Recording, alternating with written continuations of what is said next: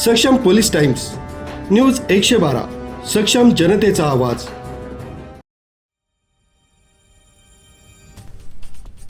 राज्यात निर्माण झालेल्या इंधन टंचाईचा सर्वात मोठा फटका आता थेट पालघर जिल्ह्यातील जव्हार, मोखाडा, विक्रमगड, वाडा इथल्या शेतकऱ्यांना बसू लागलाय।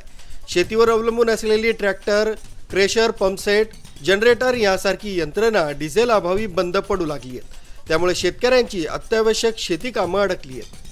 ग्रामीण भागात अनेक ठिकाणी पेट्रोल पंपांवर डिझेलसाठी मोठ्या रांगा लागत आहेत। काही ठिकाणी तर तासनतास थांबूनही शेतकऱ्यांना डिझेल मिळत नसल्याची परिस्थिती आहे। परिणामी नांगरणी, पिकांची मळणी, पाणी पुरवठा आणि इतर शेतीची कामं अर्धवट राहू लागली आहेत। डिझेल नसल्यानं शेती यंत्रणा बंद पडत असून शेतकरी अक्षरशः हवालदिल झाले।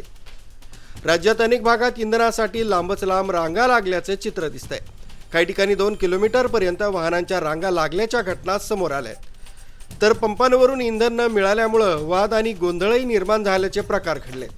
घेतला एकदम चुकीचा आहे। आमचा व्यवसाय हा डिझेलवर चालणारे आहेत वस्तू, ज्या पोकलँड, जेसीबी, आणि ते जर आम्हाला जर मिळत नसेल तर आम्ही व्यवसाय करायचा कसा? आणि हे करताना आम्हाला खूप आमची दमछाक होते। आम्ही 10-15 किलोमीटरवरून जेसीबी नाही आणू शकत, पोकलँड आणू शकत नाही, तरी आम्हाला तुम्ही कॅनमध्ये देण्याची कृपा करावी। आणि प्रशासनाला आमची हीच विनंती आहे की पेट्रोल पंपावर जेसीबी आणि पोकलँडवाल्यांना डिझेल कॅनमध्ये मिळण्याची परवानगी मिळावी। नेमकं कोणत्या गोष्टी आहेत त्याच्यात परिणाम आता आमची जेसीबी पोकलँड प्रामुख्याने वीट भट्टी चालू आहेत, काही वन विभागाची कामं चालू आहेत, रस्त्याची कामं चालू आहेत। त्याच्यामुळे आम्हाला खूप त्रास सहन करायला लागतो की एवढ्या लांब आम्ही डिझेल नाही नेऊ शकत, एवढ्या लांबून आम्ही डिझेल जेसीबी पोकलँड नाही आणू शकत। त्याच्यासाठी आम्हाला कॅनमध्ये डिझेल देऊन आम्ही ते जेसीबी पोकलँडला आम्ही पोहोचून आमची कामं आम्ही व्यवस्थित पार पडू शकतो। पेरणीपूर्व तयारी, मळणी आणि सिंचनासाठी डिझेल अत्यंत महत्त्वाचं असतं।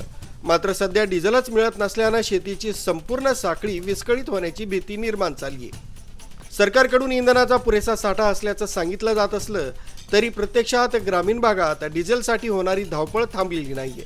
त्यामुळे इंधनाचा प्रश्न सुटणार कधी असा संतप्त सवाल आता शेतकरी विचारू लागलेत। गरज आहे ती तातडीने इंधन वितरण सुरळीत करण्याची, अन्यथा डिझेल टंचाईचं संकट वाढत गेलं तर त्याचा मोठा फटका आदिवासी म्हणून ओळखला जाणाऱ्या पालघर जिल्ह्यातील शेती उत्पादनावर आणि थेट शेतकऱ्यांच्या अर्थकारणावर बसणार हे निश्चित मानलं जात आहे।